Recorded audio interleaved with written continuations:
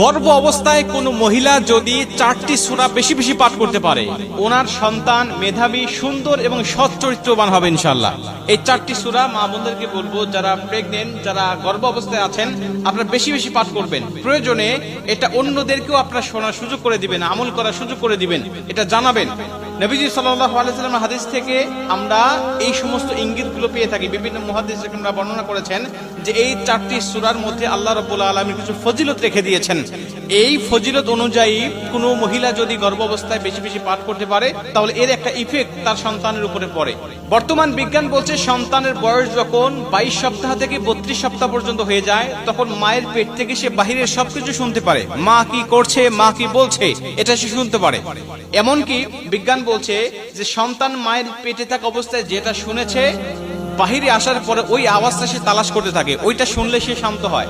আর নবীজি বলছেন মা যদি কোরআন তেলাওয়াত করে, এই কোরআনুল কারীমের একটা ইফেক্ট সন্তানের উপরে পড়ে যায়। অর্থাৎ এই কোরআনুল কারীম তার উপরে এমন ইফেক্ট ফেলে যে কোরআন অনুযায়ী তার জীবনটা গঠন করা তার জন্য সহজ হয়ে যায়। এই জন্য মুহাদ্দিসরা বলছেন যে এই 4টি সূরা যদি কোনো মা, কোনো মহিলা পাঠ করতে পারে নিয়মিত, তাহলে এর ইফেক্টটা সন্তানের জীবনের উপরে পড়ার কারণে ওই সন্তান মেধাবী হয়, বুদ্ধিমান হয় এবং সৎ চরিত্রবান হয়। যেমন প্রথম নম্বরে তারা সাজেস্ট করেছেন সূরাতুল লুকমান তেলাওয়াত করার জন্য। সূরাতুল লুকমান তেলাওয়াত করলে তারা বলেন যে সন্তান তীক্ষ্ণ মেধার অধিকারী হবে এবং হিকমতওয়ালা হবে, তার অনেক হিকমত থাকবে, জ্ঞান আল্লাহ পাক তাকে দিয়ে দিবেন। কারণ আমরা জানি এই সূরাতুল লুকমানের মধ্যে লুকমান তার আলোচনা করা হয়েছে, যিনি ছিলেন অনেক হিকমতওয়ালা, অনেক তীক্ষ্ণ বুদ্ধি সম্পন্ন। আল্লাহ তাকে হিকমত দান করেছিলেন, জ্ঞান দান করেছিলেন। অতএব এই সূরাটা বেশি বেশি পাঠ করবেন। এরপরে সূরাতুল ইউসুফ, অনেক মুহাদ্দিস বলেছেন সূরা ইউসুফ যদি কোনো মা নিয়মিত তেলাওয়াত করতে পারে গর্ভ অবস্থায়, তাহলে তার সন্তান অনেক সুন্দর হবে। যদি সে মেয়ে হয় তাহলে জুলেখার মতো সুন্দরী হবে। অনেকেই বলেছেন যদি সন্তান হয় তাহলে ইউসুফ আলাইহিস সালাতু ওয়াস সালামের সৌন্দর্যের একটা রেশ আল্লাহ পাক তাকে দিয়ে দিবেন।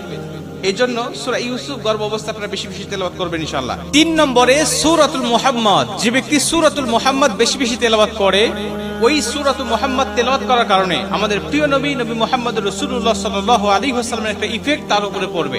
এজন্য গর্ভবতী মাদেরকে বলবো আপনারা সূরাতুল মুহাম্মদ বেশি বেশি তেলাওয়াত করবেন। রাসূল সাল্লাল্লাহু আলাইহি ওয়াসাল্লামের মতো চরিত্রবান সন্তান আল্লাহ পাক আপনাকে দান করবে। এবং 4 নম্বরে সবচেয়ে গুরুত্বপূর্ণ বিষয় সেটা হলো আল ইমরান, সূরাতুল আল ইমরান তেলাওয়াত করা। এটা আমরা নারী এবং পুরুষ উভয় তেলাওয়াত করতে পারি বেশি বেশি। এর একটা ইফেক্ট বাস্তব জীবনে আমাদের আমলের মধ্যে পড়বে ইনশাআল্লাহ। যদি কোনো মা গর্ভাবস্থায় সূরাতুল আল ইমরান বেশি বেশি তেলাওয়াত করতে পারে, অনেক মুহাদ্দিসদের মত অনুযায়ী ওই সন্তান দ্বীনের পথে আহ্বানকারী হবে, দ্বীনের পথে আহ্বানকারী হবে। এই সূরাতুল আল ইমরান যে